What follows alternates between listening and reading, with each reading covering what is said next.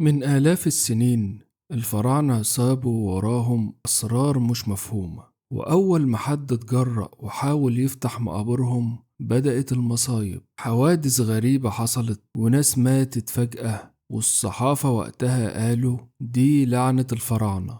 يا ترى الكلام ده حقيقي وفيه لعنة فعلا، ولا مجرد خرافة كبرت مع الوقت؟ تعالوا نعرف القصة مع بعض من بدايتها. الحكاية بدأت سنة 1922 لما عالم الآثار البريطاني هوارد كارتر اكتشف مقبرة الملك الشاب توت عنخ آمون في وادي الملوك في الأقصر.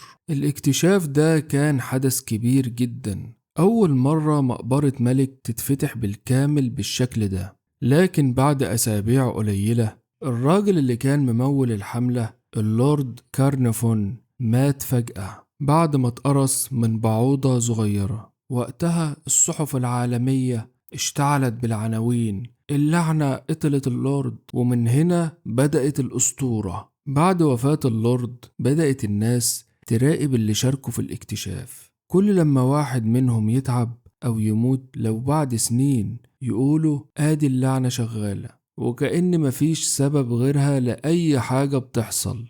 بس الحقيقة مختلفة شوية. العلماء عملوا دراسة بعد كده، لقوا إن أغلب اللي كانوا موجودين وسبب في فتح المقبرة عاشوا سنين طويلة جدا. حتى هوارد كارتر نفسه عاش 17 سنة بعد الاكتشاف ومات موتة طبيعية. يعني اللي ماتوا بدري كانوا قليلين جدا، بس الصحف كبرت القصة وخلتها لعنة. طب إيه أصل كلمة لعنة الفراعنة؟ الحقيقة يا صديقي إن في بعض المقابر القديمة كان مكتوب عليها تحذيرات، زي مثلا اللي يدخل المقبرة دي مش هيخرج منها حي. النقوش دي كانت وسيلة لحماية القبر من اللصوص، يعني مش سحر. لكن لما الصحفيين الأجانب شافوا الكلام ده خيلوا للناس إن الفراعنة بيستعملوا قوة خارقة، ومع شوية خيال وخوف الأسطورة كبرت مع الوقت.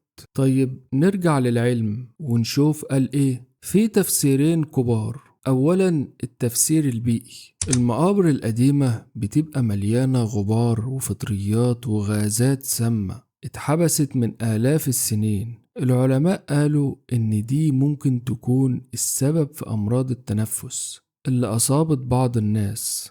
التفسير التاني تفسير جديد، بعض الباحثين قالوا إن ممكن يكون فيه إشعاعات طبيعية أو بكتيريا قديمة بتأثر على المناعة. يعني ممكن يحصل ضرر بس مش بسبب سحر، لأ، بسبب عوامل علمية. تعالوا نفكر شوية بالعقل.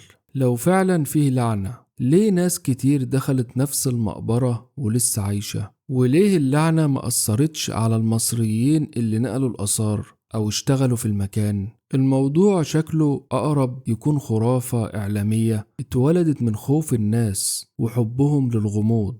أسطورة لعنة الفراعنة بتفكرنا إن الخوف ممكن يخلينا نصدق أي حاجة، بس الحقيقة إن الفراعنة كانوا عباقرة مش سحرة، دفنوا أسرارهم بعظمة مش بلعنة.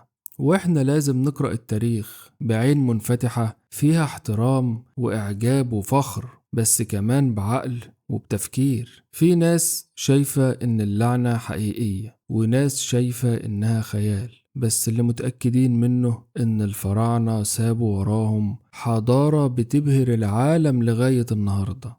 لو وصلتوا معايا لحد هنا قولولي في الكومنتات، مقتنعين إن لعنة الفراعنة موجودة ولا شايفينها أسطورة حلوة بتحل التاريخ؟ ودي حلقتنا النهاردة. اشتركوا في القناة وانتظروا الحلقة الجاية. سلام.